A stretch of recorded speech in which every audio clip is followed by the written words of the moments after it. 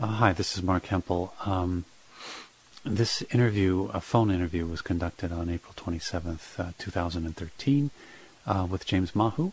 And I'm going to kind of cut into it because we were talking about some other stuff that really isn't relevant.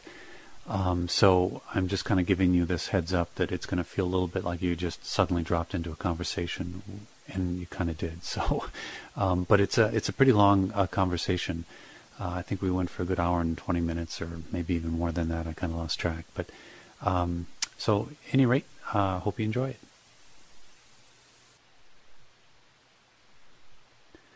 One of the main questions, James, that I think most people have, and it's kind of a naive one, I realize, but I'd like to hear your view on it anyway. And that's, what's the purpose of this whole thing called humanity? I mean, why can't we just get along and live together in some form of relative harmony? Mark, have you ever seen the show Dancing with the Stars? A couple of times. I'm not a big fan of dancing, as my wife will happily tell you if you ever ask. Well, it's fun. You just love dance. It's a cultural essence. Anyway, to answer your question, I'll use a metaphor. And in that metaphor is the concept of the show, Dancing with the Stars. The show pairs up experienced professional dancers with inexperienced celebrity dancers, although it's debatable how much of a celebrity they are in many instances. But for this sake, let's call them celebrity dancers. On each show, one pair is eliminated until a victor is revealed on the last show. So with that framework established, imagine that the entire earth is a dance floor. On the one side of the dance floor, you have the celebrities. Now, to be reasonable, these celebrities are not necessarily famous. On the other side of the dance floor, you have the experienced professional dancers. So the celebrities, well, they're the old guard. In a way, they represent where humanity has come, our past journey. They're the part of humanity that lives dominantly in the left brain, the reptilian brain, the ego personality, the temporal shell. They live to enjoy, but also to fear. So this group, as you might imagine, is concerned with scanning their environment and seeing threats, problems, analyzing their environment, seeking to solve problems, structuring their world in conformity, towing the line. So they prefer to fall in line, to be part of the story of three dimensions. Be successful, acquire things, be a cog in the wheel, and try their best to not rock the boat. On the other side of the dance floor, we have the professionals. They represent where humanity is headed, its future. They're the part of humanity that live primarily in the right brain. They're more intuitive, heart-centered, creative. They're the part that is seeking the tone of equality and oneness. They have a sense of the energetic fields, that ocean of energy that we all live in. They're the change agents, so by definition, they rock the boat. So you have these two groups roaming the dance floor called Earth. The music, the thing that makes these two groups begin to dance and interact, is the subtle vibratory fields that our solar system moves through as it conducts its grand cycle around the galactic core of the Milky Way galaxy. This music, if you can call it that, is bringing all of humanity together. It's bringing us all together in this dance. Now, at this stage, it seems awkward, the dance, that is. Are you with me so far? Yeah, I follow you. Are these two groups similarly sized? In terms of ratios, there are about 650 celebrities to each professional dancer. However, it's not simply that these are two groups. This dichotomy or duality also pertains to the individual as well. Okay, there I think you lost me. Well, within the individual, one person, you have this dance floor at a microcosmic level. Remember, we live within a holographic universe. This is why ratios play such an important role in this whole dance. But I'll get to that later. For now, think of yourself as a dance floor. On the one side, you are a celebrity. You have a reptilian brain, your left brain. You're a survivor, a logical conformist. These are not bad things. I'm not labeling celebrities as bad and the professionals as good. You need both to have the chemistry. It is the ratio of their presence in the decision making. That's the critical point. On the other side, you have your soul, heart, right brain, higher mind, intuition. When these become activated in your life, and by this I mean you summon them through the practice of the heart virtues, you can reach out to that part of you that is a celebrity, that part that is hard-coded into your human instrument, that scans the threats, that tries to survive, that is ego-selfish, that sees three dimensions and nothing more. You're dancing internally.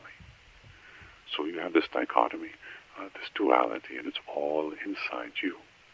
In the same way, it is all outside of you on the larger stage called Earth. So your local universe has this dance floor, as does this non-local universe, the Earth part. Does that make sense? Yeah, I think so.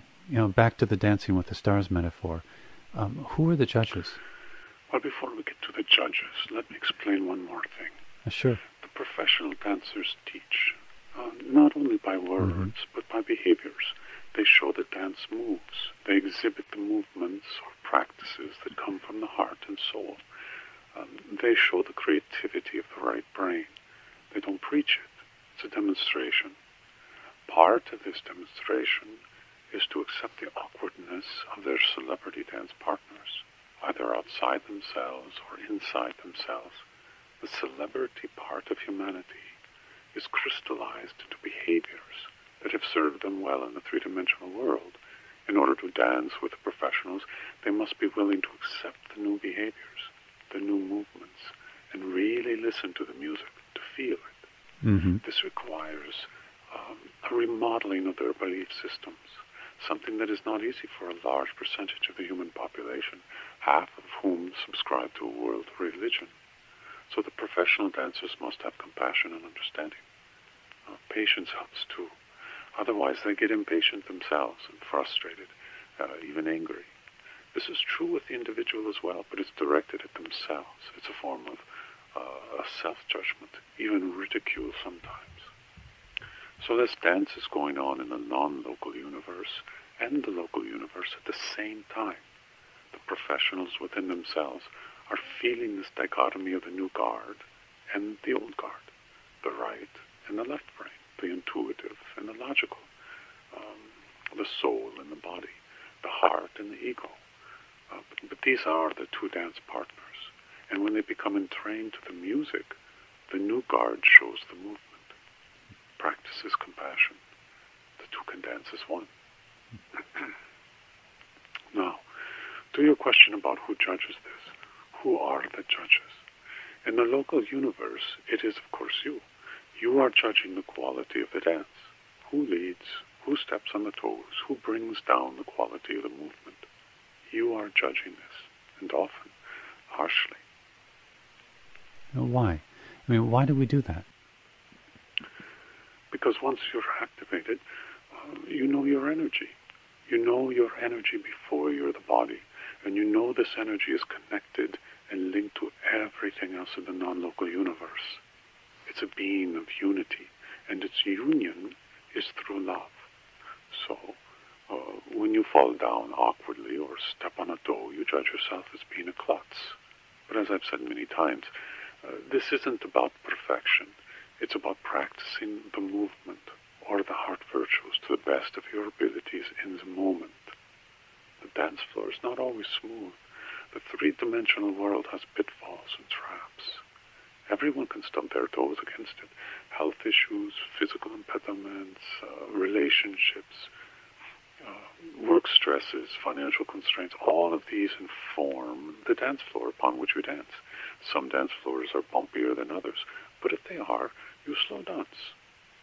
You move a little more carefully when you hit a bumpy dance floor, but you can still flow. Your movements can still be graceful. You can still practice the heart virtues, even on the dance floor itself. Well, what about the non-local universe, James? I mean, who are the judges there? There are two groups of judges, one for each side of the dance floor. For the celebrity dancers, their group of judges is made up of religion, business, government, culture, politics, who all thrive frown on the dance in the first place. But if it has to be done, then let the celebrity dancer lead the dance. And that's their perspective. Let it be logical, rational, and in accord to the prevailing beliefs of the organization or institution. As for the professional dancers, they're judges. They come from cultural creative elite and spiritual gurus, the authors of best-selling spiritual books, the ones who tour the world dance floor and provide commentary on how best to live as a spiritual being. Are you or the Wingmakers judges? No, we're not judges in any sense of the word. The professional judges are trying to cultivate the light worker, New Age, and Enlightenment communities. They are the ones who are the perceived leaders in these communities, providing a sense of what's practical and possible. They've become the judges in the sense that they believe they have particular knowledge of how to be a spiritual person, free of the constraints of religion or the historical mind. They don't necessarily see themselves as judges, but if they profess that to be a spiritual person, you must use this technique or follow this practice, then they are in some ways a judge. But isn't that kind of what the Wingmakers do? I mean, they talk about the 6 heart virtues or quantum pause or things like that, and they encourage practicing these things? The distinction is that we're not known. No one sees us. You could call us invisible judges, but then if you are invisible, how can you be a judge? Mm-hmm. Also, we are trying to build organizations. We're trying to increase ratios of the presence of the professional dancer to continue with that metaphor. You see, anyone can be a professional dancer. They can be a member of the government, the Catholic Church. They can be a Muslim, Hindu. They can be in prison. They can be a communist. They can be a hardcore scientist. It doesn't matter if they are part of the quote-unquote Enlightenment community or not, or what they profess as their belief system.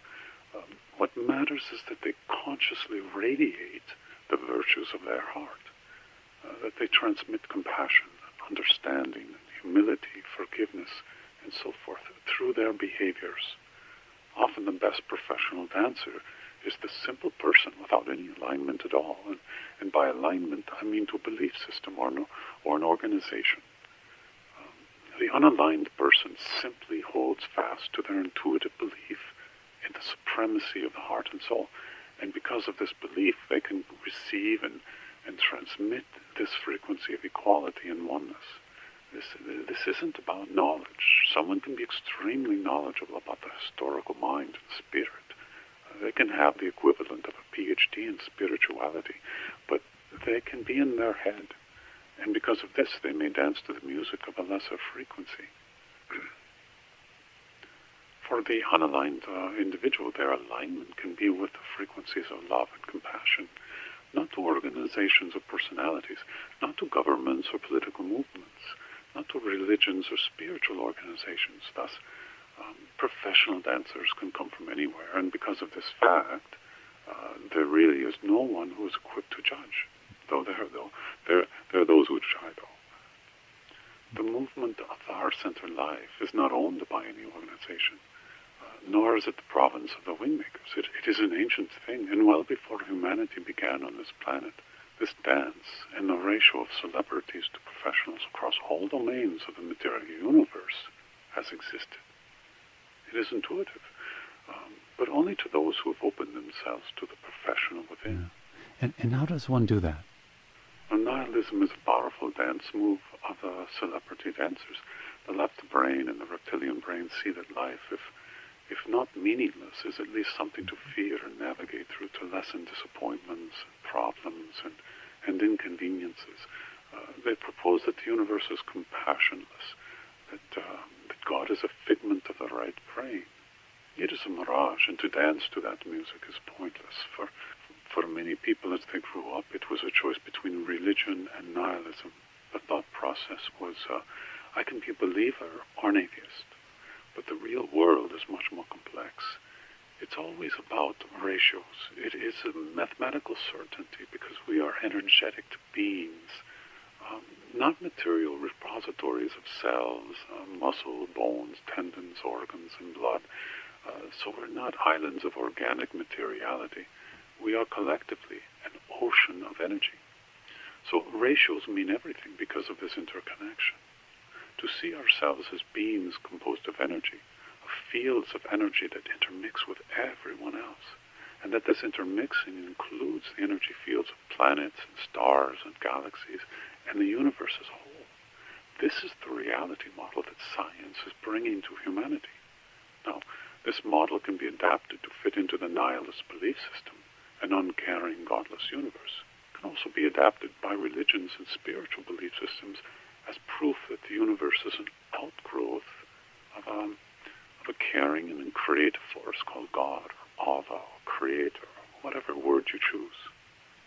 The first step is always the activation of the professional dancer, to have a sense of it, no matter how vague, to begin to touch into it and bring it into a sharper focus by practicing what flows from your heart in the form of intuitive intelligence, behavioral intelligence, and simplicity.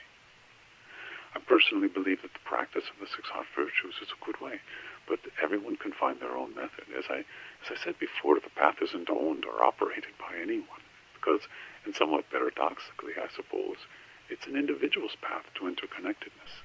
There really is no other way. Yeah, you said earlier, James, that there were about, I don't know, I think it was 650 celebrity dancers to every professional dancer. So as ratios go, that seems like a terrible ratio.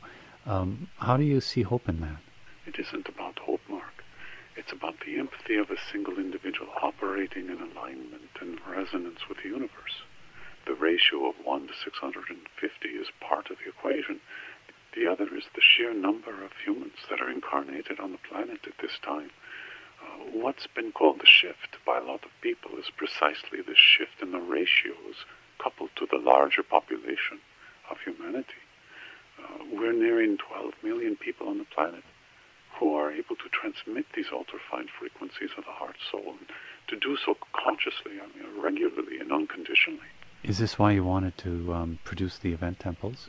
Not really. You see, the numbers are one of the things that people get attached to. If only 10 people are present in an event temple, people will attach a success-failure stature to the event. I know I've said this before, but it isn't about the numbers of coordinated effort. It doesn't need to be coordinated or controlled or channeled or synchronized. It already is by the universal being of which we are all part. There can be 10 people in an event temple and 10,000 others spread around the globe that are doing a similar practice at that point in time. It all contributes to the outpicturing of the higher dimensions and to this one, the one we collectively call Earth. Okay, so how does it contribute, James? Or maybe more precisely, what does it contribute to? Because you just mentioned an outpicturing of the higher dimensions to Earth. Is that what it's all about, the heaven on Earth concept? Well, it's not so much that heaven is brought to Earth, or even that the higher dimensions are downloaded to all humans.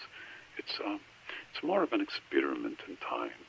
Time is the vehicle of the consciousness of humanity, much like the human instrument is the vehicle of soul. So time creates the appearance in three-dimensional realities that the consciousness of humanity is evolving, that it evolves as it moves within the galaxy and the universe. Think of it like this.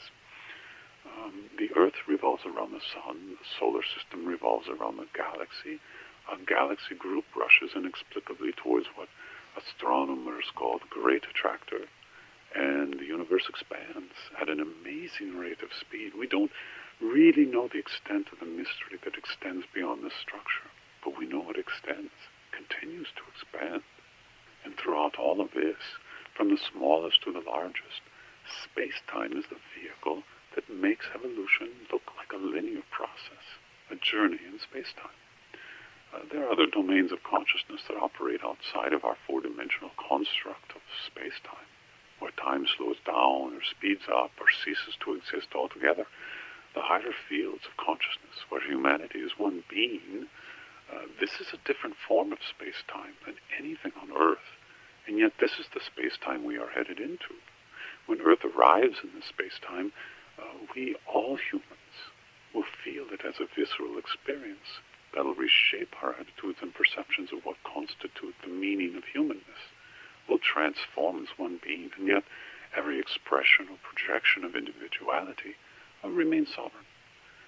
This is the sovereign integral state of consciousness, the highest dimensional consciousness that is known within the human family. So, does this mean that humanity evolves depending on its positions in space-time? Yes, in a way.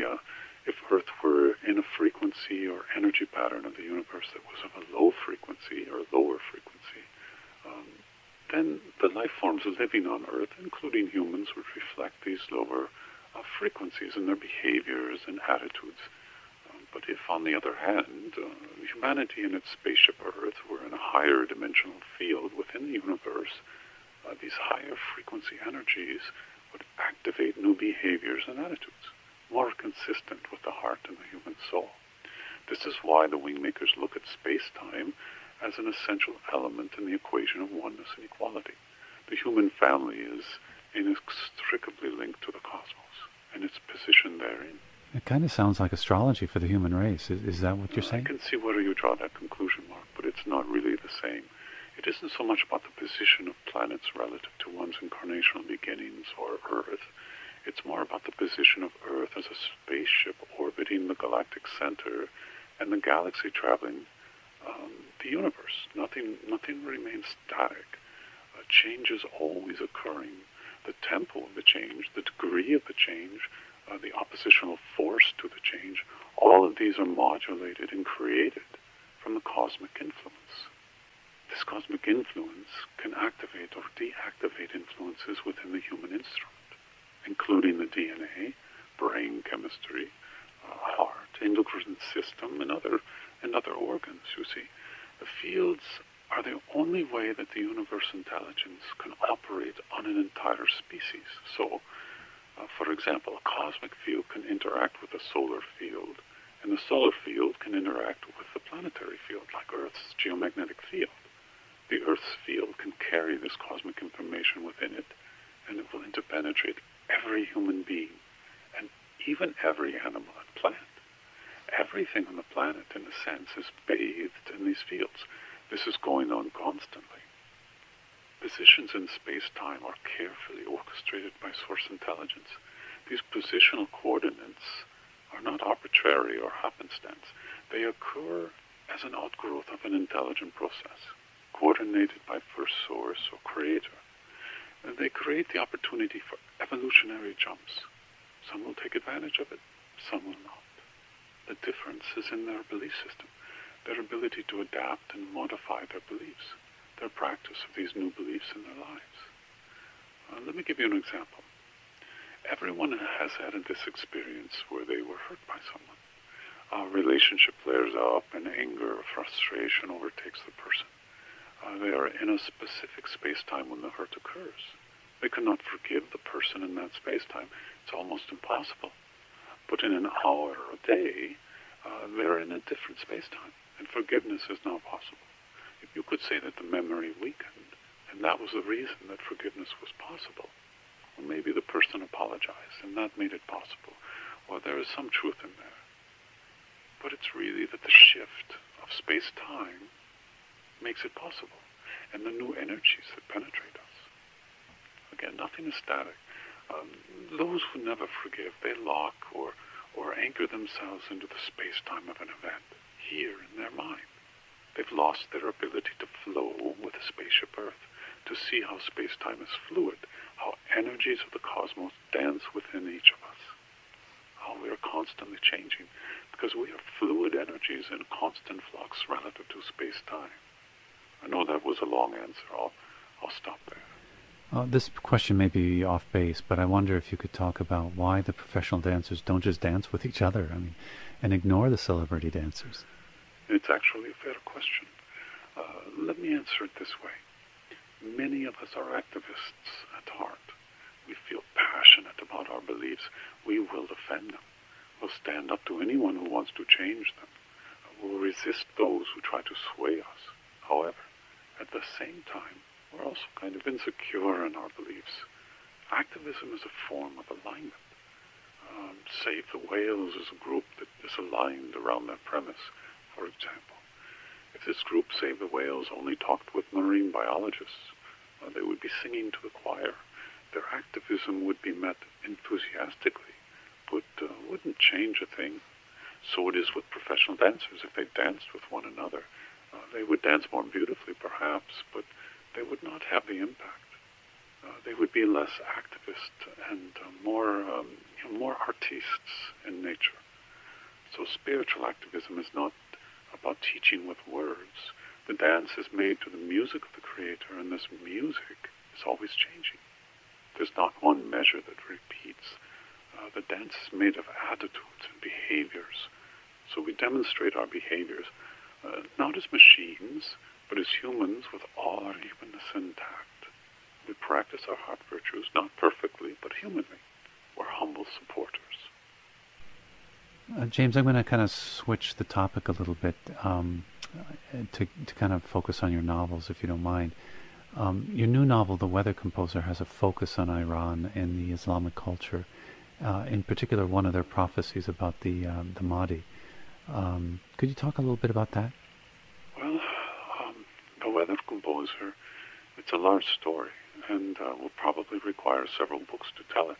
And yes, it begins in Iran, centering on a 12-year-old boy named Taran Khan, who was raised as the Mahdi. The Mahdi, in terms of Islamic prophecy, is the successor of Muhammad. He's also known as the 12th Imam.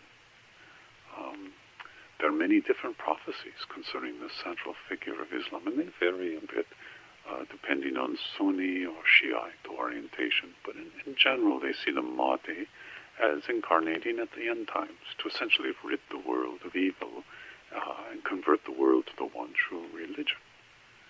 In The Weather Composer, Taran is he's like a reluctant Mahdi. He was born on the eve of Sunrat and raised as the Mahdi because the prophecy was specific about this condition, that he was born on the first day of the end times. Maybe you could explain what Sunrat is in the novel. Sunrat is a term for a cataclysmic event triggered by a solar flare of enormous power.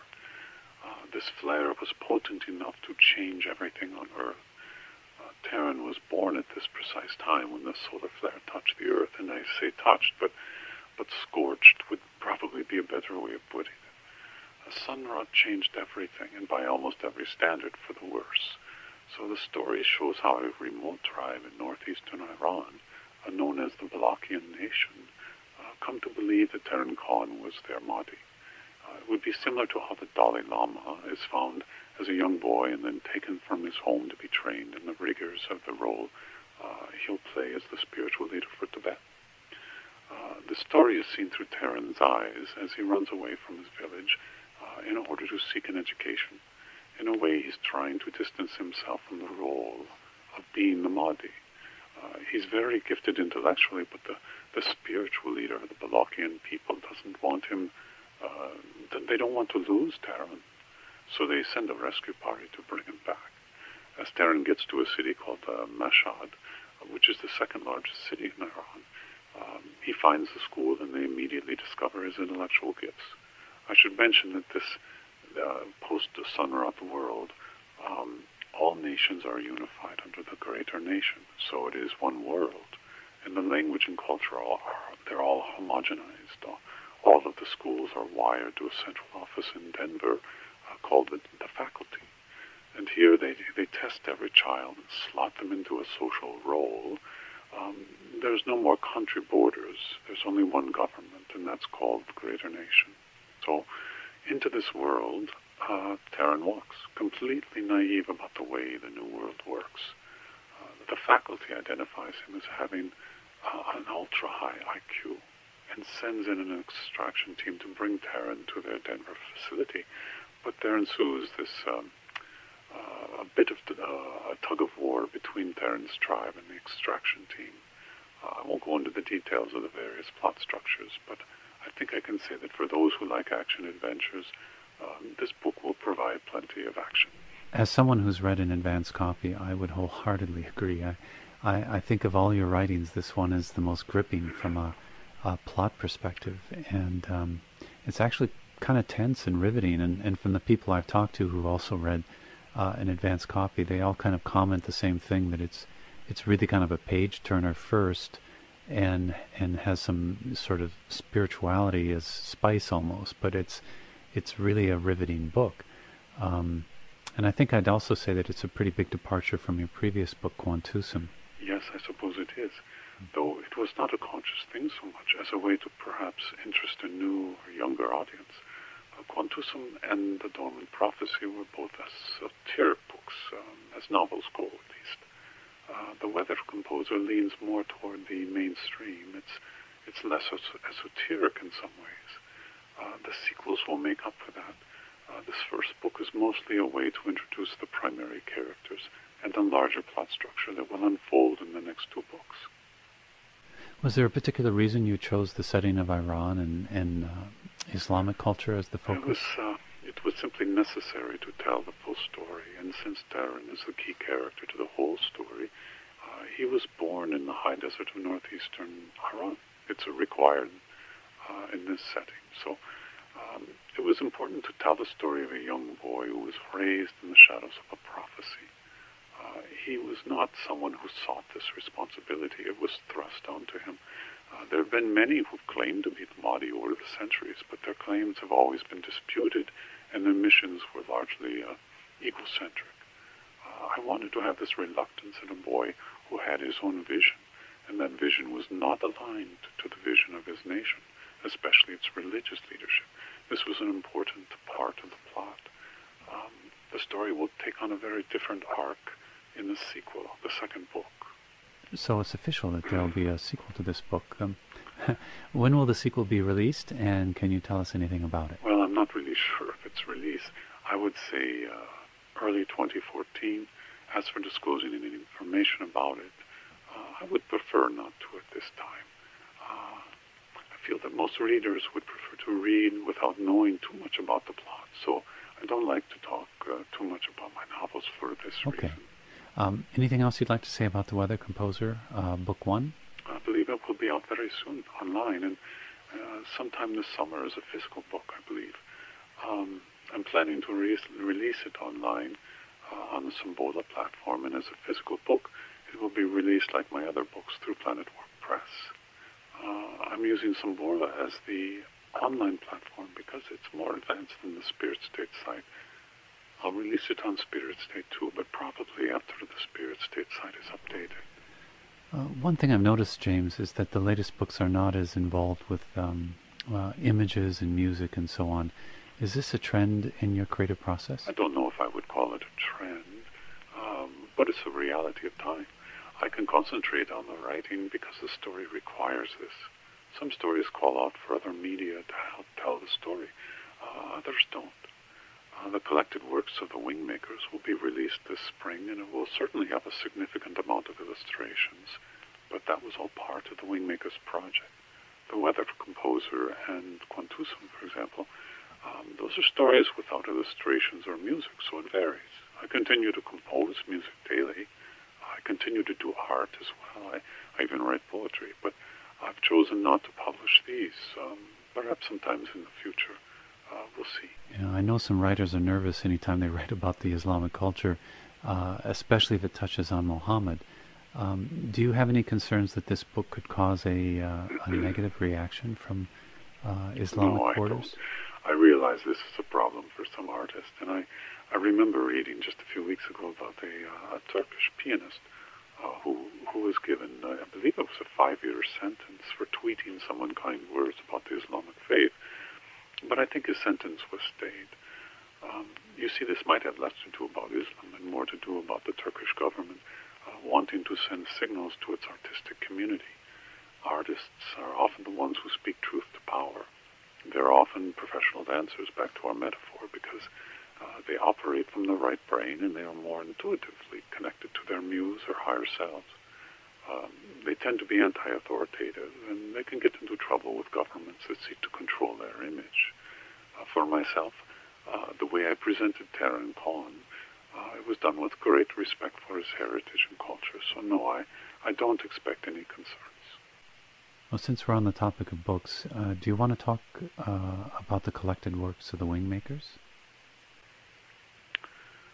Well, about 5 years ago, I had asked John Burgess if he would be willing to organize the various Wingmakers materials and provide introductory commentary to the various sections. It was a very large task, but John, I'm happy to say, was willing. And he completed the vast majority of the effort before he passed away. Darlene, his wife, she took up the charge of completing the task and working with you and Tony. I'm sorry, I forgot his last name. Yeah, Saxon, Tony Saxon. Yes, well, you two have put the artistic elements to the book. Yeah, well, credit goes to Tony, really. He's done all the heavy lifting on the inside of the book. And given that these two volumes collectively are about, 1,500 pages, that's where the real work is. I did the easy part. I just did the covers. Tony's done a remarkable job. As you know, I reviewed the last iteration of the Volume 1 about 2 weeks ago and was very impressed with the overall book and how it's developing. It's a deliberate process, and the ultimate product will be of very good quality. I do think that any spiritual seeker will find its content to be a valuable resource to their studies. The other thing that will surprise most readers is that Darlene, as the publisher, has committed to publishing the book in color throughout. So all of the graphics and artwork can be shown in their full color. This is an expensive proposition for printing, but she's been steadfast in getting this done, and anyone who knows the Wingmakers materials understands that the material has a very strong color component, so the volumes will be artistically rendered, and the vibrational quality of the material will be heightened as a result. And just for the sake of anyone listening, the collected works of the Wingmakers will be separated into 2 volumes, and they will be physical books, so I'm not sure if we'll do a digital version of them or not. That's, I think, yet to be determined. The first volume, I should say, will have the Ancient Herald project book, the Neruda interviews, the art, the poetry, music, philosophy, gosh, I almost forgot the philosophy, the Lyricus materials, glossary, indices, and lots of footnotes. John Burgess was a stickler on footnotes. And then Volume 2 will contain more of the recent writings and papers. Each volume about 750 pages, and as you said, in full color throughout. So Volume 1 will be released in the June time frame of 2013, and Volume 2 will follow, but I don't think Planet Work knows the release date for that yet. Maybe late summer or early fall. For anyone who wants to keep on top of that, they can register at wingmakers.com, and then we'll send you an update on release dates, or you can go to planetworkpress.com website and check there. I'll also keep some kind of an update on those things in the What's New section of the Wingmakers website. Having been intimately involved in the production process of the collected works, I can't wait to get it in the hands of fellow readers. I think they're really going to enjoy it. One thing I forgot to mention, Mark, is that while these volumes are good resources to learn about the Wingmakers materials and really understand the intricacies of how they all fit together, the seeker doesn't need them. I know that's not what my publisher wants me to say, but it's true.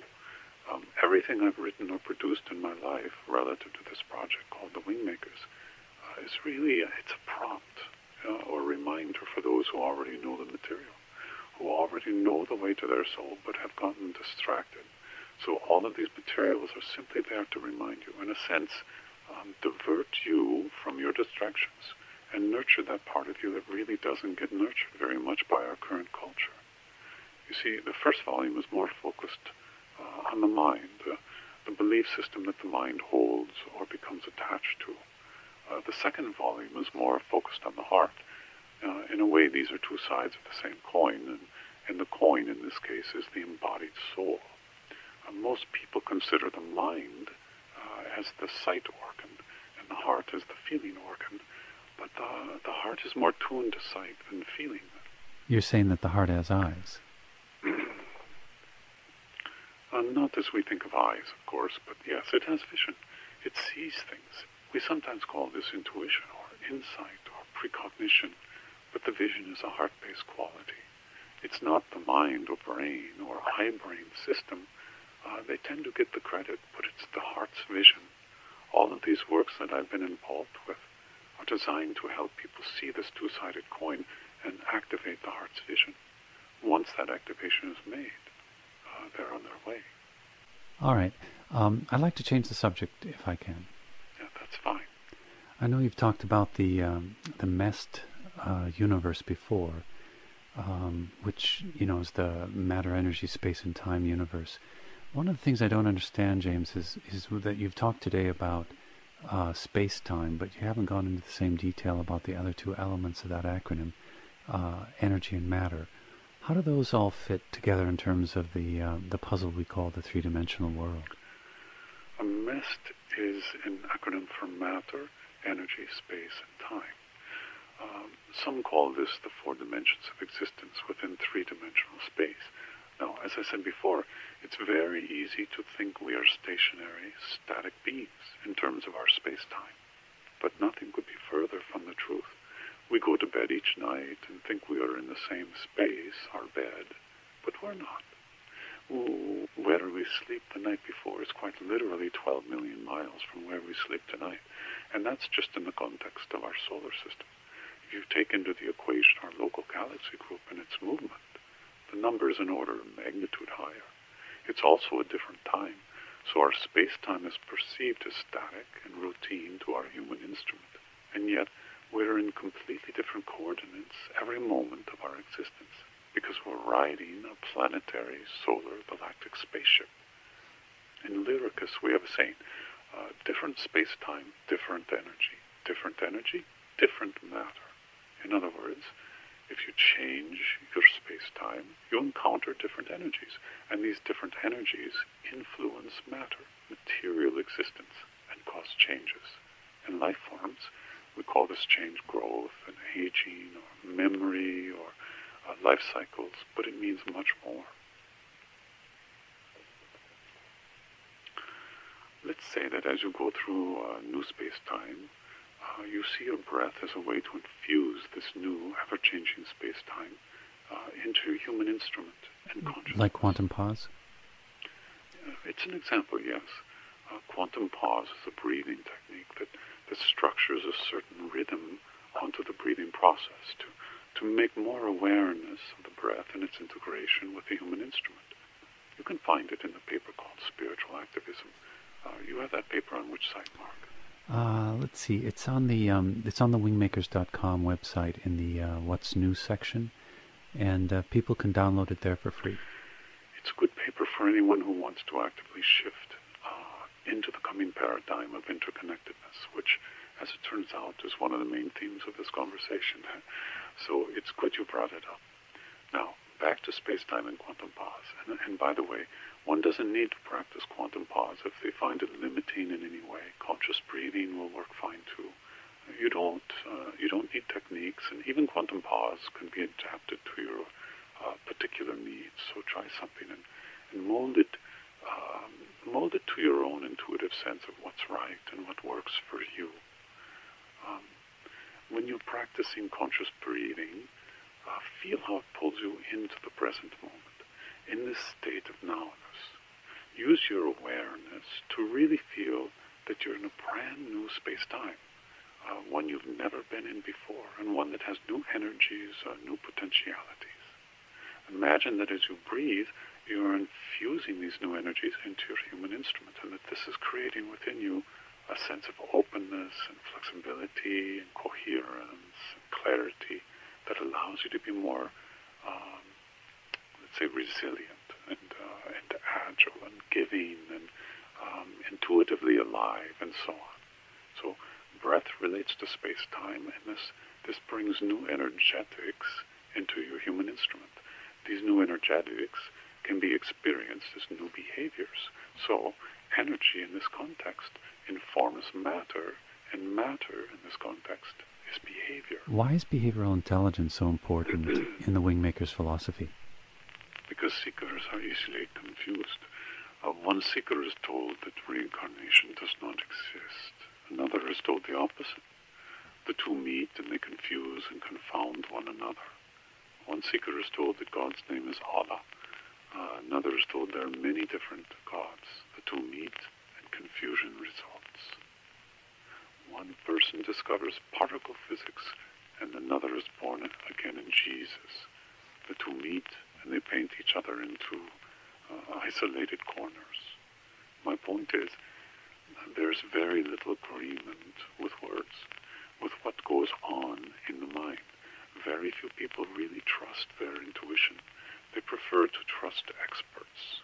But the problem is that experts don't agree. So confusion results and no one can feel secure in their beliefs.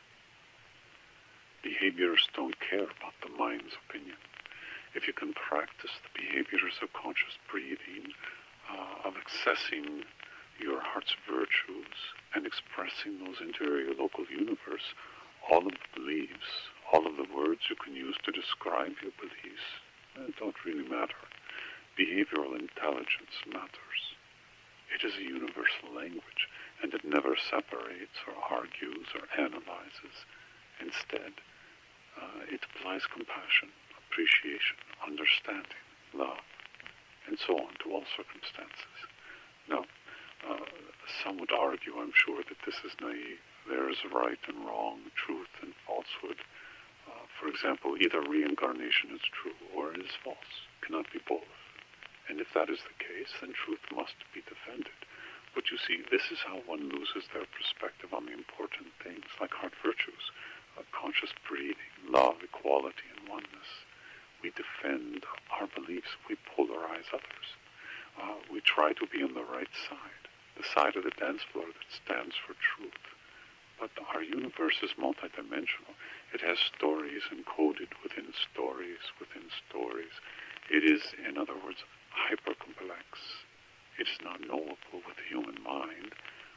So when the human mind seizes a truth and then defends it with the words of so-called experts, it invariably becomes little more than an exercise of the ego.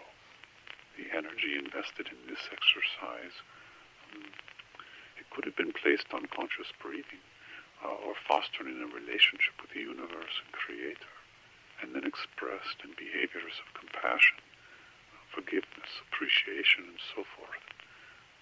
It's interesting to have a philosophical core, to feel that you have a sense of the workings of the universe. But everything we think we know today in terms of cosmology and physics will alter as we change our space-time. Everything. You see, the recitation of philosophy is based on words and mental ideology. Yes, it can change behaviors to be sure, but it doesn't bring the ultra-fine frequencies into the human instrument.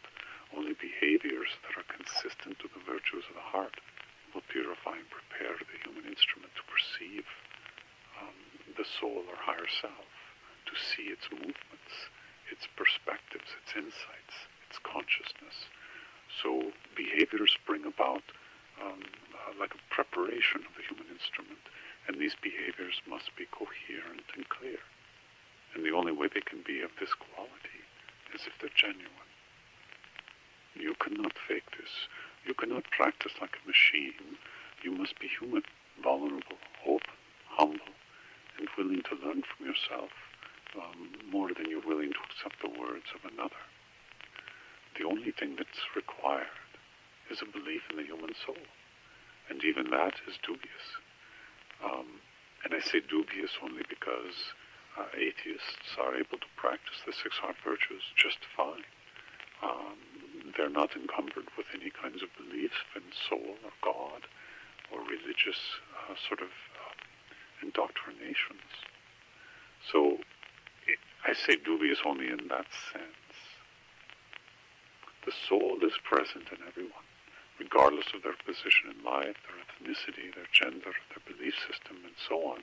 And it is because of soul that we are all connected. That's the only belief that's really required. If you genuinely believe this, then you can practice with authenticity. James, many of the emails I see, people are reciting things they've been told by psychics or astrologers, channelers, ETs, Galactic Federation, things of that nature. And sometimes the information seems so detailed that I find myself thinking it must be real. But this whole thing you said about different opinions and mental ideology, it seems to really sweep people off their feet sometimes. And what can a person do to stay centered on the behaviors of the heart virtues themselves? There are many reasons why people are inundated with conflicting information. It it happens in every sphere of life. In the spiritual domain, perhaps most of all, because there's no proof. So a person can tell you that you are a reincarnation of Albert Einstein, or that you are an important incarnation from the planet XYZ, and you cannot prove otherwise. They tend to cater to the ego. This is an age-old problem. Flattery is an ancient form of commerce. It stems from the religious sectors because they have pounded into the human psyche that we're all sinners. We're constantly sinning and require salvation. So when someone tells you that you're an angel or a powerful being, it's very seductive. And while it's true at the level of soul that you are a powerful being, it's not a thing of ego gratification. It's more responsibility. It's a thing of service, not satisfaction. I'll say this. When someone tells you about you, what you're gifted in, or where you came from, what your personality is or isn't, and you paid the money for this information, I would take their input to your heart and really review its value to you. The more detailed their information, the more you should probably be skeptical, from my perspective at least. You see, detail is used to seduce. It's like the film industry. I watched the film The Life of Pi a few months ago, and the Siberian tiger is produced digitally, and yet there were many times I found myself believing it was a real tiger. The amount of detail is what convinced me to suspend my disbelief, to accept the illusion.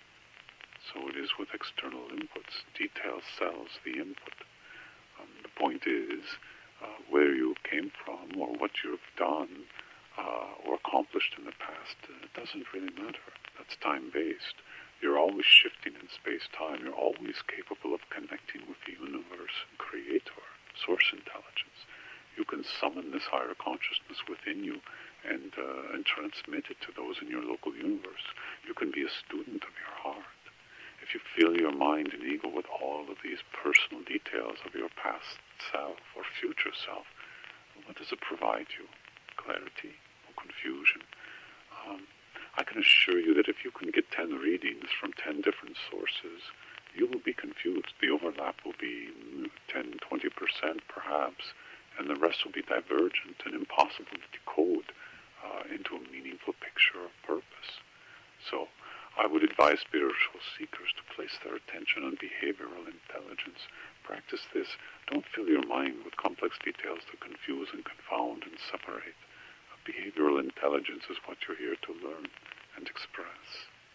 How does conscious breathing help in developing one's behavioral intelligence?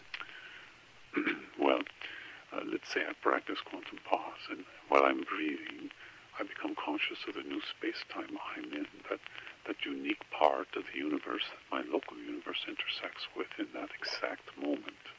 I choose to breathe in the feelings of compassion. Every breath I inhale, I imagine it to be compassion, which is to say that any in-breath can be imbued with virtue. I summon it to my human instrument and let it saturate me like an internal waterfall. You could be in a jail cell or a villa in the south of France. The space-time that intersects your local universe can be modified by you. You are the alchemist, the creator. You can use your imaginative powers to imbue your in-breath with a virtue like compassion or forgiveness or humility or valor or understanding or joy or love or whatever you would like. You're the creator, and the new space-time is your canvas. The new energy fields that flow through you are carriers, and as they sweep through your local universe, your energy field, they carry it to others, and the distance they're carried is not bound to Earth or limited. So you're saying our personal energy field affects the larger fields, even beyond our Earth? Well, you can look at it this way, Mark. The human instrument is a little like a factory. It has a body, brain, a central nervous system, and other organs. These are the physical aspects, the foundation of the factory, if you will. Then you have the heart and mind, And together, these co-create emotions and behaviors.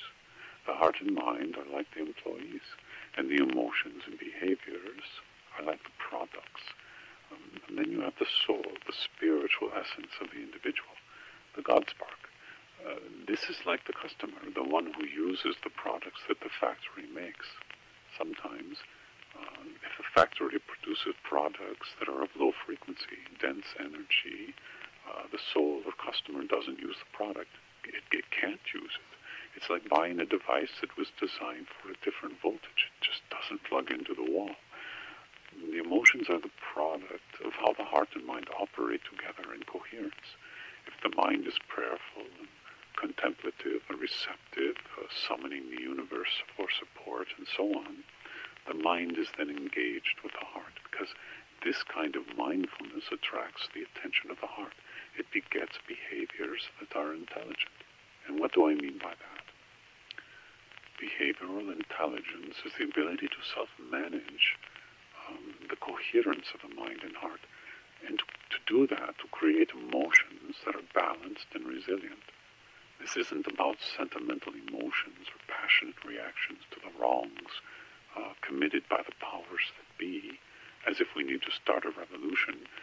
Rather, it's a steadfast inner conviction to seek the expression of the heart virtues in every affair of our lives. I want to be clear. Heart virtues are not emotions. They're not thoughts. They're behaviors. The heart's intuitive inputs, coupled to the higher mind's insights on how to express the virtues for a given situation, these are the chefs that create the behavior of virtue and then take it to market. Similarly, you could have the lower mind or ego mind create a behavior based on an emotional reaction. And this behavior would be very different because the creator is very different. The soul doesn't see how to utilize or become aligned to this behavior. So in a way, it retreats, it allows. It's unheard and unnoticed by the human instrument. Behavioral intelligence is all about raising awareness, not only in oneself, but those around you as well. Raising awareness not through words, but behaviors that are based on words or thoughts that are virtuous and stem from the innermost part of ourselves. Okay, so you're saying that emotions are co-created by the heart and mind, but where's the soul in this equation? The soul is everywhere. It's only a question of whether it's engaged, active, interactive in the behaviors of the individual. When the deeper heart and higher mind are operating as one to create behaviors that are aligned with soul, the soul engages. It's strongly present. If the shallow heart and lower mind are fighting one another to create behaviors, the soul disengages. As I said, it cannot come through the muddy waters, stirred up by this kind of ego-mindedness. So why is the soul so passive? I mean, couldn't it just, I don't know, get people to wake up and work more in alignment to itself? If you're creating behaviors from the interaction of the shallow heart and lower mind, you've chosen to shut down your connection to soul.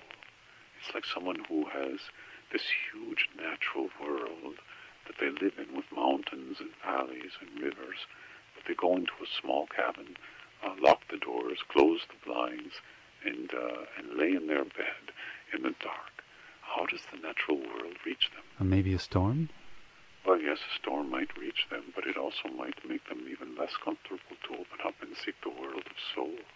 Everyone opens up differently and is motivated by different things to seek their soul. A soul that's persistently magnetic, but sometimes the person is so crystallized in their beliefs that it's impossible to impress upon them, because as it is often said, the soul moves in mysterious ways, and the person who is crystallized in the belief of a secular nihilistic world, for example, may not notice the calling of their soul. Let me be clear about one thing. I've mentioned people who have a belief in nihilism or atheism, and I'm not saying that these people operate from the shallow heart and lower mind. They can believe that there is no God and the universe is uncaring, and they can still be operating from the higher mind and deeper heart. Similarly, you can have someone who's steeped in the belief of God and soul, but they operate in the shallow heart and lower mind. Belief systems are not the catalyst of behavioral intelligence. It can be a factor, but it's not the factor. As I said before, we live in complex, multidimensional worlds, and one factor does not dictate or rule. It can only influence. It's easy to think the sacred and secular are polar opposites, but they're really elements of the same experience of raising one's awareness, so we can embody virtuous behaviors in our lives.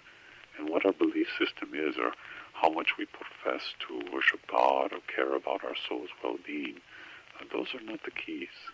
The keys, as it has always been, is behavioral intelligence. Behavioral intelligence is the way to interact with the universe. It's not the only way, it's the advanced way. Everyone has the potential to experience this interaction. Most people are taught and told that the universe is a dark, lifeless expanse of empty space. This is out of ignorance. Even our finest minds can only identify about 2% of our physical universe. The rest is dark matter and dark energy, and they don't understand what this is, how it operates, where it comes from. And other than its gravitational characteristics, it remains a complete and utter mystery. Look at it this way. A first source, or God, or creator, or universe, however you wish to think about it, broadcasts its intelligent energy to all that is, as source intelligence or spirit. And the spirit is everywhere, including each of us. It streams through us. It is dynamic. It's ever-changing. It has abilities to respond to us just as we can respond to it. In other words, it's interactive. When we play an interactive game on Nintendo or a computer or smartphone, we're interacting with the game design, hoping to make it to checkpoints and to continue to higher levels of challenge, to complete the game and get a good or high score. In interaction with source intelligence, it's different. It's not about high scores or completing the game. It's about finding a way to raise awareness within yourself in such a way that you can create and express the heart virtues in your life unconditionally. You can modulate them with control. You can combine and sequence them in meaningful expressions that relate to specific situations as they occur. You can bring your higher mind and deepest heart into alignment and service to source intelligence, and you do this consciously, willingly, with care and genuineness. This is the interaction that one has with the universe, and you will learn over time as you practice this that the universe listens, it responds, it rearranges itself. I don't mean this literally, but the outpicturing of the universe as it pertains to your local universe is not a mechanical wind-up toy that pursues its mission unperturbed by a single human field of consciousness. It's quite the opposite. The human field, both individually and collectively, shapes the universe expression on Earth. And I don't mean the position of stars or planets or weather systems, etc. I mean right down to the particulars of who enters or exits your life, your work, your mission, your emotional interactions with people, what you read and study. All of these things, to name just a few, are part of the complex nature of how the universe responds to your fields, what you express through your human instrument. So, in a way, if you wanted to humanize it, you could say that you and God are partners. The more you see the value of this partnership, the more you can feel and see the results of the interaction. This is that concept that there's no coincidence. Everything is purposeful and interwoven. Not really. That concept is more passive, where you see the world's events as being guided by a wiser hand, and you surrender to its urges, motivations, insights, and will. The surrender is an act of passivity. Interaction, on the other hand, is a partnership. Energy is exchanged, not simply accepted. Missions are co-created and even co-founded. There is self-responsibility in the interaction and partnership. There's a feedback system. The universe is not an authoritarian. Okay, but given that we're always changing our position within the universe, in terms of space-time, everything's dynamic and complex, and we're, well, we're human with all of our flaws and limited vision on what's going on. It seems like surrender to a higher power is, maybe not such a bad idea. The passive approach denies the interaction and partnership. It limits the role of the human instrument. For example, I'm a leaf on the river. That is surrender. I'm an artist with a paintbrush and canvas, with a powerful muse to inspire me. That is interaction. So everything that's complex seemingly shouts to us, you're out of your depth. Those are the fears of self-responsibility. So most people either surrender to the culture or to the creator. Let me give you an example. I knew a person who was haunted by a past very negative experience, something that she couldn't forgive. I told her that forgiveness was her key, but it had to be unconditional, to which she said it just wasn't possible. She needed the person to admit their mistake and apologize. But I said she might have to wait a long time. If she forgave them unconditionally, she didn't have to wait. She looked at me and said, only Jesus can forgive unconditionally, not regular people like her. That was her perspective, that expressing the heart virtues unconditionally was reserved for the likes of Jesus. It isn't reserved for anyone. Anyone can do it. Anyone cannot do it. There's no reservation system either way. It's choice. It's a partnership with the universe. It's seeing the value for oneself to lead instead of to follow another, to be active instead of passive. Why is it so hard to practice these virtues like forgiveness unconditionally? I think most of us know what this woman means. Sometimes it seems impossible to operate unconditionally. You see, the majority of people are gridlocked inside their heads, mostly on the left side and mostly down in the reptilian brain. It's easy to do. The culture creators make it easy for us to live in that part of our human instrument and base our decisions and belief system from there. Then we think in our lower minds, and our heart's guidance is shallow. In this state, ego decisions, ego-driven decisions, I'll say, aligned to the culture are what we tend to rely on. When the ego is driving the decisions, then the idea of unconditional forgiveness or compassion or appreciation, it's nearly impossible. And why is that? Because this is the long path, the path of self-responsibility. Most people want to get rewarded quickly. They want to see results quickly. They want to win accolades fast. In this time more than ever before, because technology delivers answers quickly with a voice command to Siri or a mouse click on Google. Solutions now. The faster the solution, the more the ego is gratified. The quick solution, however, doesn't bring a real sense of wisdom or inner competence. There's like a hollowness to it, a fabrication. To secure that sense of wisdom, you have to be willing to persist and be committed to the long path, where you're the conductor of the symphonic emotions created by your deeper heart and higher mind. In a way, you're a conductor. The left arm is your deeper heart, and the right arm is your higher mind. And together they conduct the music we call emotions. If they operate in coherence, they create music, not noise or distortion. Most people, when they conduct their emotions, the two arms do not conduct as one. They flail their arms and they are out of sync, and the emotions are expressed accordingly. Sometimes stress will do this, sometimes drugs, sometimes old habits, sometimes sheer exhaustion. Sometimes the culture seems to shout, do it this way.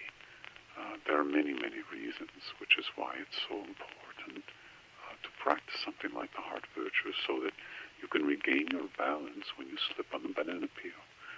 The long path is not for those who are bound to the needs of the ego, because it's the ego that craves quick mastery, quick results, and the actual benefit of those quick results to others is not the concern or objective. It's the rewards of vanity and glamour, and their various manifestations that truly motivate the ego. Many paths, have that the mind as the key aspect of spiritual discovery, and you speak about the ego, which is an aspect of the mind. Is this why the long path is difficult? Because the mind being the centerpiece. The mind seeks causes. It's a cause and effect calculator in many ways. The ego seeks to be associated with causes like climate change, political parties, religion or culture, or gun control or job protection, etc. The list is very long. Almost everything is a cause-related activity, and the mind loves being part of something that's evolving an agenda that the mind agrees or resonates with. It also allows a sense of community, the cause itself. When the Wingmakers materials were released, I know many people wondered why I chose to remain anonymous, but Lyricus is not an earthly organization. There's nothing to join for a reason. There's no cause we are trying to achieve. Yeah, but isn't the discovery of the Grand Portal a cause? No, it's not. The Grand Portal is a technological discovery, and it'll be made not as a cause-based effort, but it'll be a discovery that'll erupt out of thin air, where no one predicted, and those who discover it won't really understand what they discovered until others step in and demonstrate its importance. The cause will then begin as the controllers try to contain it, hide it, cover it up in fear, and then the cause will be centered on nurturing the technology and making it available to all. There are organizations on Earth right now who are quietly working towards this discovery, but they lack the resources to realize their ambitions. The discovery will be made by well-funded organizations that are pursuing a different objective. They'll make the discoveries by accident, and those lesser-funded organizations will incorporate the discoveries and repurpose them. So the discovery itself isn't a cause-based initiative, but once the discovery is made and solidified, protecting it and distributing it to the public domain, then it will become a cause then. You mean the scientific discovery of the human soul, right? Yes, I was going to mention in one of your previous questions that Lyricus sees the mind and heart operating in unison. One is not the guide and the other the follower. They're co-creating the ability within the individual to incubate the sovereign individual consciousness, to nurture it. This is the consciousness of unity and equality, coupled to individualism that isn't ego-based. It's the consciousness that's being born on Earth, and the Grand Portal is the technological force that will help to unleash its presence to humanity. I know you've written about this in the Lyricus materials, but why would anyone want to cover up the existence of the human soul? I can understand why the controllers would want to cover up ETs or black projects, but the soul, why would they try to cover that up? Because it's the habit of the controllers to control.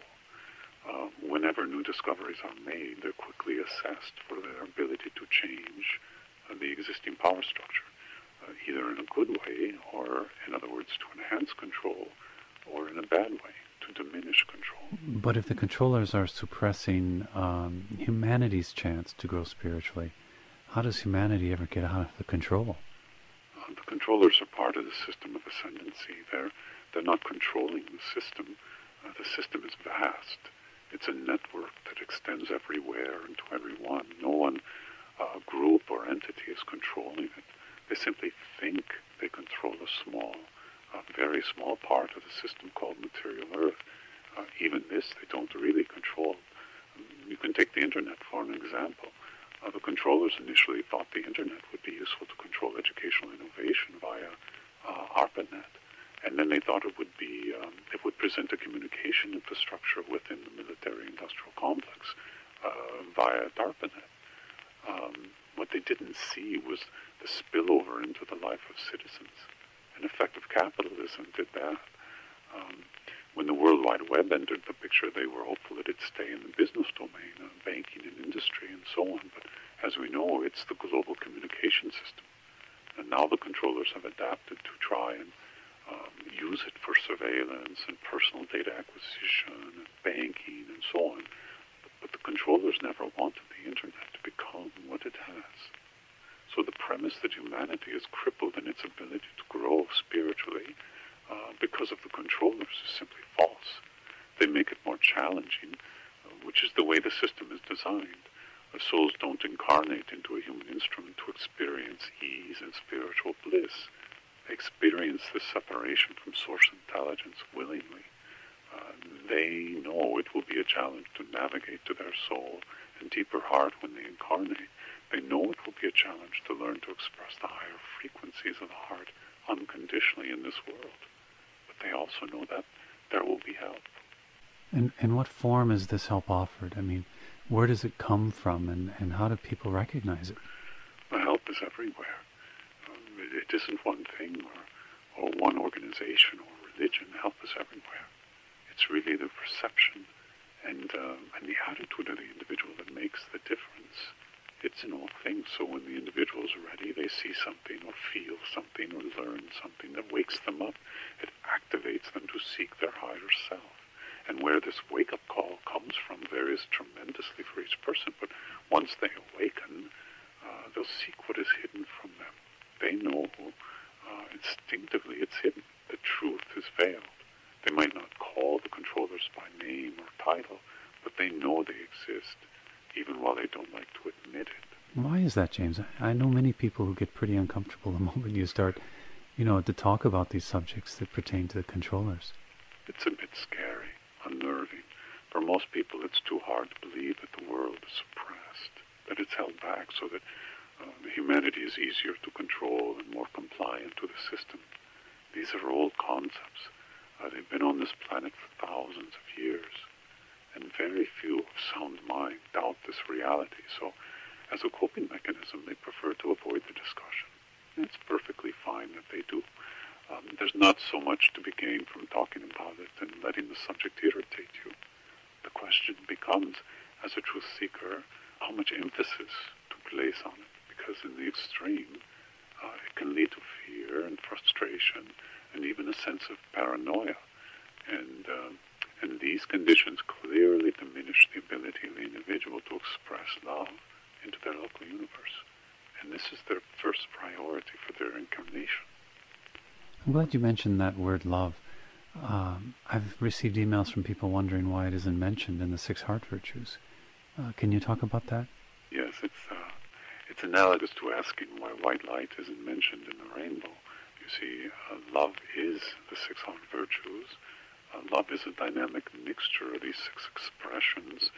Love is understanding, compassion, appreciation, humility, forgiveness, and valor. It's the situational awareness and expression of these in your moment, not only to other humans, but also to plants and animals, creator, earth, universe, source, intelligence, even yourself. Excuse me. Just going to take a little drink of water. Okay.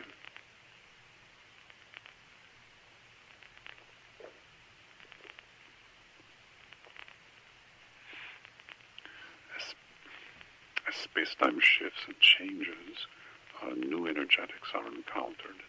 And these energetics can either be accelerators or they can be brakes on consciousness. In periods of acceleration, change is occurring at a more rapid pace. So love is even more important. But love is braided to the heart virtues with authenticity. This is why authentic love at this time is the only requirement of a belief system. I'm not sure I understood that. What do you mean by authentic love? Love is the situational expression of the heart virtues, and to do this unconditionally, you must be authentic in your expression. So for anyone to profess that they follow the 6 heart virtues, there's a responsibility to be authentic practitioners. Otherwise, your belief isn't practiced, and if that's the case, why have a belief? So you see that this choice to have a love-centered life is a responsibility. If you resonate with the heart virtues, if you understand their value, not only in your life and those of your immediate friends and family, the broadest definition of oneness, then you also understand that they must be practiced unconditionally. Otherwise, they're a mere convenience. Their potency is in their unconditional expression and awareness. You've used that term a couple of times, situational awareness. Can you explain what you mean? The heart virtues come to you, and you're expressing them. Situational awareness in this context is simply being perceptive of their entry into your local universe in the moment. Sometimes it's very obvious, sometimes it's very subtle, almost undetectable. It's important to perceive what you're being given unconditionally as much as it is to express unconditionally. You could call it precognitive appreciation. Your in-breath is an example that brings you life. Water is another example. A kind word from a colleague is another example. The list is very long. So you become adept at sensing how the universe and your local universe is bringing you virtues, even when they appear not to be present. That's the unconditional part, the heart part. But everything in this world is about cycles and ratios, and these always modulate and shift in space-time. That's why I call it precognitive awareness. Sometimes you have to imagine the virtues even when they're seemingly absent. They will come in time. James, it seems like the world's dysfunction grows in many ways. Take the example of the economy or terrorism or the natural disasters. The acceleration energies, if that's the right way to express it, have been growing strong the past year. It's as if someone's turning up the heat in the kitchen and we're all feeling the added stress, which makes it harder to be appreciative or practice the heart virtues, at least speaking for myself. Some say it's the shadow governments, some will point to reptilians or off-planetary intelligence. Controllers are human. They're influenced from other sources, but they're human and they make the ultimate decisions. This is greed and power amplified by technology. Technology provides the accelerated and fine-grained perceptions that enable greed and power to be boundless, at least for those who have access to the technologies. This creates imbalance, and imbalance creates energetic incoherence, and this incoherence creates a sense of restlessness, bordering on anarchy. And this signals the controllers to apply new technologies, new laws to clamp down and degenerate culture to distract. This escalates the problem and recycles the discontent and stress. Yes, it's harder now to be a practitioner, especially when the incoherence spikes in an event that's designed to tighten controls or train people to be compliant to the controllers. However, Earth at this time is a training ground for those who want to exercise their will and make a difference, energetically and materially. If humanity wants sustainable peace and goodwill to all in practice, it will need to restructure its organizations that the controllers use to control. To do this requires a watershed event like the Grand Portal, and even then, it's never easy. However, if there was no darkness or resistance, what purpose would new light serve? Are you saying that darkness is that it's allowed so new generations that are incarnating can have a purpose? I'm not sure I follow you there. I'm saying that the controllers have a designed purpose that allows each and every human being to either succumb to the controls and live conditionally in the ego mind, or receive and transmit the deeper heart and higher mind frequencies and live unconditionally as a love-centered life. The latter is the goal of most people that are incarnated at this time. And even though it may seem that people are failing to achieve this goal everywhere you look, it's not really true. They fail some, to be sure, but they're aware of this goal inside themselves, and this represents a major shift. You mean that most people are aware that they're here to live a love-centered life? But this isn't obvious to most people, and I understand this. But if you could look at humanity as a factory that's making two products, one is hate and one is love, the ratio of love to hate has shifted remarkably in the last 50 years. In just the last 5 years, it went through another major shift, and this is now the tempo that we're in. Love is dominant on this planet. The controllers would like to make it seem that the world is in turmoil and fear, but that's an illusion that they present through the media. Fear doesn't dominate. Love is the dominant frequency on this planet, and it will remain so. However, fear is not something that I'm suggesting will go away anytime soon. It will always be alive in this domain, and all who have human instruments will feel its effects until they experience their souls in the continuity of life. James, I know you said this many times, that the era of transparency is upon us, and that this is why, the grand portal can be achieved. But part of me wonders why Lyricus doesn't just make it happen now. These things must be done by contemporary humanity. It has to be an inside job. Outside forces can't intervene. Why? Because free will is the most precious thing in the universe. The moment one group begins to impose and intercede on behalf of one population, then it becomes a game of chess played by the most powerful, the most aware of the big picture. And as I said before, this is the time of we, the people. This isn't the time of saviors. The era of transparency requires it. You said before that what holds true for the big picture holds true for the small picture. In other words, as above, so below. Can you speak to that? I'll give you an example. This is related to the crutches or devices that people rely upon. These are like our personal saviors. We need a device to synchronize our brain waves, or we need special diets or teachers to guide us, or I must read this or that book to fully understand my soul. No, I'll tell you right now, no, we don't. We need to practice the virtues of the heart, and we need to form a partnership with the universe. We do these things without condition, without seeing results, as we define results. We live in balance and oneness. We develop our ability to orchestrate the virtues of the heart, but more than anything, it comes down to us, to our commitment to practice, our commitment to apply these unconditionally and not simply talk about them. For example, let's say you found a device that synchronized your brain waves. You felt wonderful. You experienced a higher dimension or alternative consciousness. In the back of your mind, after the experience, you realize it's an unnatural occurrence. It was not generated solely from your efforts. It was not your creation. It was a device. Or let's say you take a pill and it would provide you with ESP or a God experience or to talk with an ET. What does this really do for you? The long path, the path that's founded in source intelligence, isn't about saviors. It is about self-responsibility and activation.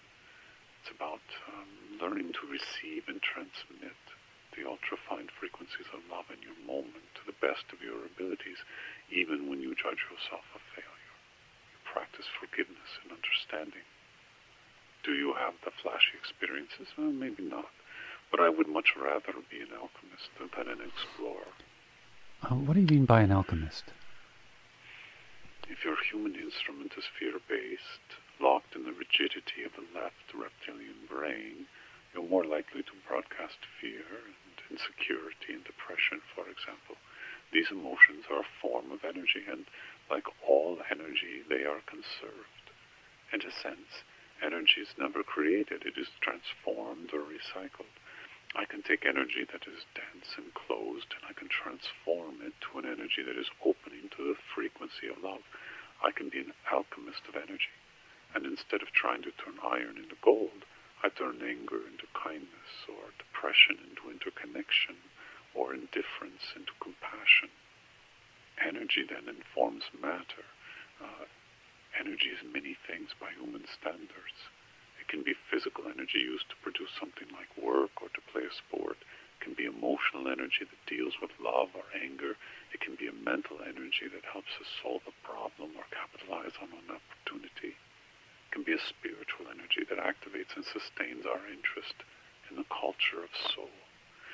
These different types of energies have different frequencies. Some are condensed energies that are heavy, in a sense. Some are light. We've all felt these different energetic fields in rooms or public spaces or nature, and we've all felt them within ourselves. Sometimes we're buoyant and joyful, and the energy, at least emotionally, is light and easy. Other times we're heavy with disappointment or fear or demonstration. We feel these energies. They're not abstractions to us or words on paper. They have a visceral reality in our local universe. Being an alchemist is being able to transform energy, to shift energy, not to let densities build up and calcify, because these are the things that weigh us down and make our abilities to be alchemists for ourselves and others more difficult. Explorers, on the other hand, like to acquire information, knowledge, data, and of course experiences. This can be wonderful. So I'm not saying this is good or bad, merely that it's a different path. They are seekers. They seek knowledge so they can experience a state that's closer to truth, closer to wisdom. This world seems to hide truth so well. Many people feel it's vital that they put a lot of energy into this endeavor. Otherwise, truth will slip away from them. I refer to these seekers as explorers. However, behind this acquisition of knowledge gnaws the question, is this really why I came here? Is this why I incarnated? To acquire knowledge? Especially, as I mentioned before, when the knowledge is often contradictory or lacks any grounding in fact or proof. For some, the answer is yes. For many, though, the answer is that they came to be alchemists. They came to experience the transformation of energies. They incarnated to become receiver and a transmitter of these higher energies, and to go about this consciously, courageously, and most important, unconditionally, to their best ability in the moment. As you can imagine, these are not exclusive paths by any means. People can do both, and very often the seeker-explorer becomes primarily an alchemist in the latter part of their life. The explorer fills up all the various paths and ultimately realizes that they're all tributaries to the long path. And the real reason to be alive is to demonstrate the example of an alchemist. Again, it's all ratios. There's never a 100% one or the other. Are there other stages or categories? Not a big advocate of categorizing people, of course. So with that caveat, I'll say that the activators are a group of seekers. And what I mean by that is that they're looking for stimulation, not so much about information or knowledge, though again, this is ratios. They tend to be younger. They tend to be experimental in their approach to the spiritual world, and often find psychic phenomenon or charismatic teachers to be the gateway for them to learn about the worlds of spirit. They're interested in having the direct experience because they're looking to activate their missions or spiritual purpose. Any others? And the sleepers come in many varieties. Sleepers, the word sounds a bit judgmental, I suppose, and I really don't mean it that way. Sleepers have their purpose, and often they can be one book or one experience away from being a great alchemist. They just need the activation. Sometimes sleepers have seen a lot of paths, a lot of teachers, and nothing quite took. Nothing was convincing, or perhaps they found a corruption in their organization or noticed that their teacher was less than impeccable. They had a bad experience in their pursuit of the spiritual dimension, and they went back to sleep, seeking familiar comfort in the material world and trying to reimagine their life as an ego-driven personality. Sleepers can also be content to conform to the social order, so they accept the world as a place where the acquisition of material objects is king. But sleepers know that something is missing, and that's proof. And proof of what? That the world is only three-dimensional, physical, and that consumption is king. They wonder why most of the world's population believes in God, but behave as if there isn't one. They wonder why saints exist, why mystics write similar materials throughout time, why some have experienced these alternate realities, or some have astonishing skills that can't be accounted for. Often they've had ESP experiences or events themselves, and they can't explain it. There's a very long list of things that poke and prod the sleepers to wonder if they should remain asleep. Proof in this case isn't that God exists, it's proof that God or a spiritual domain doesn't exist. The last group I'll mention is the absentees. These are the ones whose incarnation was disrupted by some event or series of events that placed them on a trajectory of pain or guilt or resentment, anger, fear, etc. They became lost to both the material and spiritual worlds, and they burrowed into their own worlds for safety, or so they thought. Often these are fantasy or imaginary worlds that are neither real nor helpful to their missions as embodied souls. There are others, but these will give you a general sense of the different groups, and again, one person can be in all of these groups, and the ratios can shift over time. Others can be in one group predominantly, and something comes along in their life, and they suddenly migrate to a new group. But the group to which the Wingmakers are aligned, at least mostly aligned, is the alchemist. Because there you can be a potent force for good. There you can impact on an entire planet because you're in a trusting partnership with source intelligence that lives inside the heart virtues. And you don't need to believe in God or religion or a master. You simply need to practice the virtues of your own heart and your own life in the moment. It's really that simple. Though the practice is challenging, the process itself is kind of modest, without adornments or rituals or techniques other than the ones you create for yourself.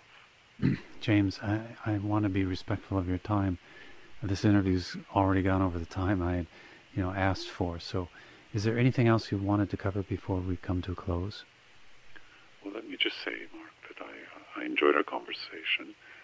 I know it went a little longer, and I apologize. That's for me. I start talking sometimes, and it's difficult to stop. I think I said everything I needed to. Perhaps we can do this again. Yeah, every 5 years or so, you mean?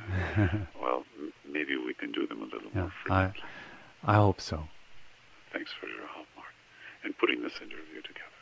Goodbye. Yeah, my pleasure. Thanks for your time, James.